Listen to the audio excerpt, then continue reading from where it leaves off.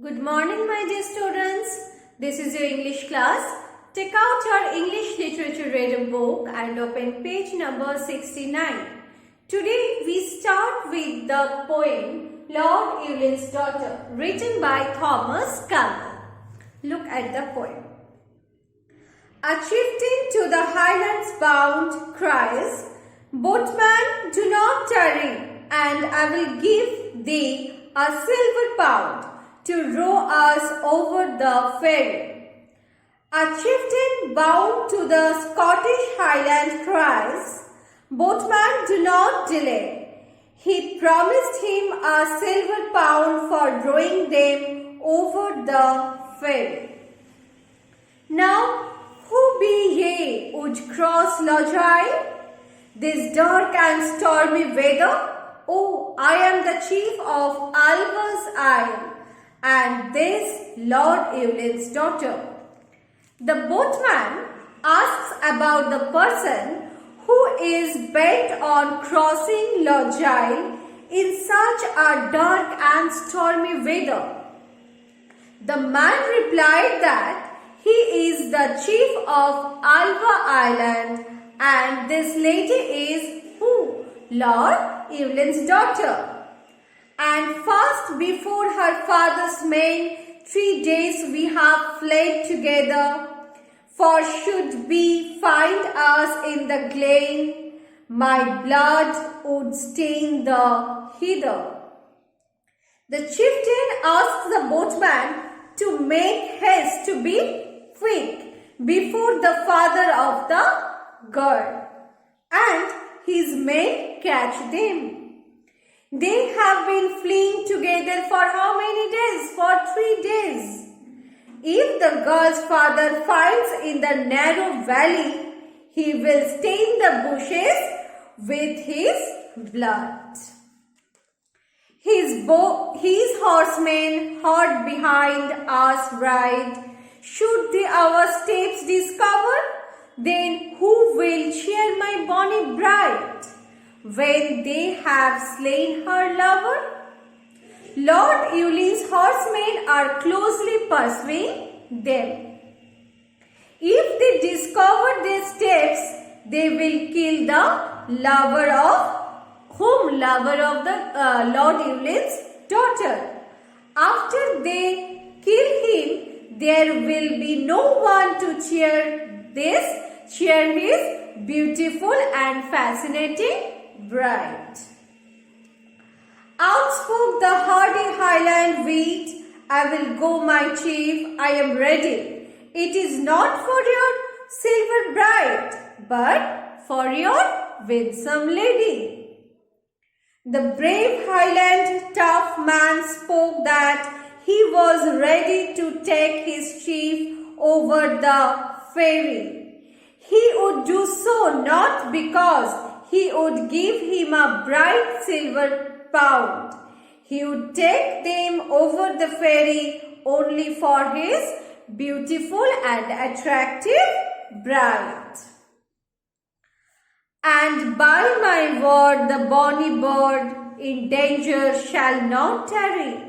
So, though the waves are raging wide, I will row you over the ferry. The boatman takes an oath that the bride will not live in danger for a long time. Though the waves are turning foamy white with fury, he promises to row them over the ferry. By this the storm grew loud apace, the water wraith was sharking, and in the scowl of heaven each face grew dark as they were speaking.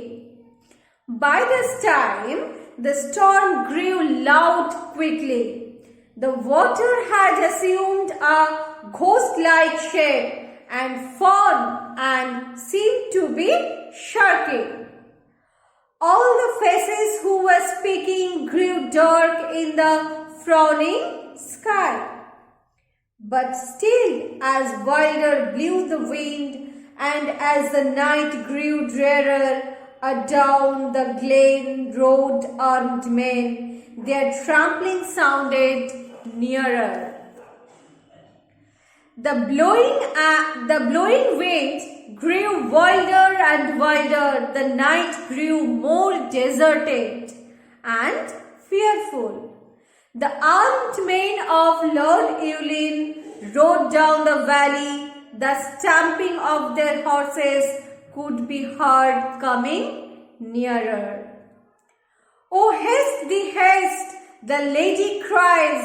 "Though tempests round us gather, I will meet the raging of the skies, but not an angry father. Haste, miss, be quick." Lord Llewellyn's daughter asked the boatman to make haste.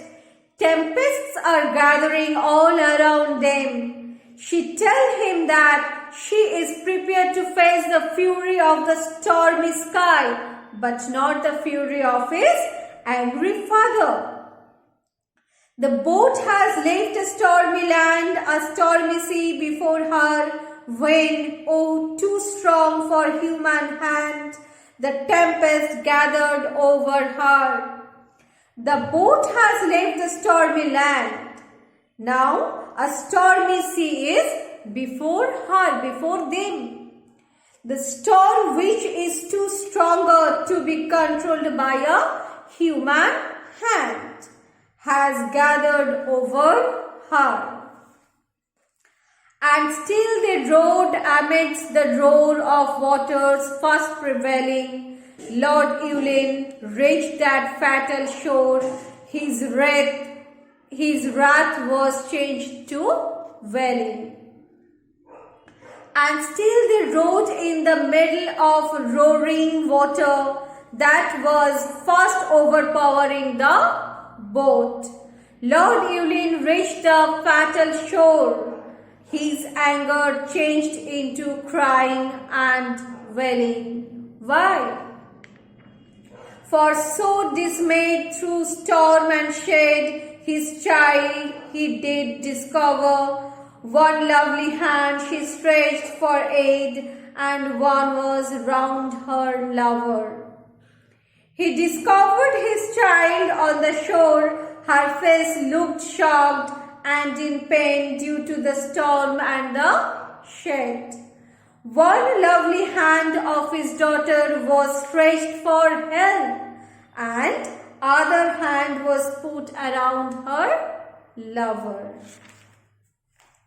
Come back, he cried in grief, across this stormy water, and I will forgive your Highland chief, my daughter, oh my daughter. Lord Llewellyn cried in grief and asked his daughter to come back across the stormy water. He promised her that he would forgive the lover, the Highland chief. It was vain. The loud waves lashed the shore, return or aid preventing. The water wild went over his child, and he was left lamenting. Who? Lord Llewellyn. Everything was useless. Loud waves had surrounded the shore. These waves were fatal to their life. Llewellyn's daughter sank into the stormy water and died with a lover. He was left lamenting. That means Lord Llewellyn was left there lamenting. We have finished the poem. Thank you. Bye.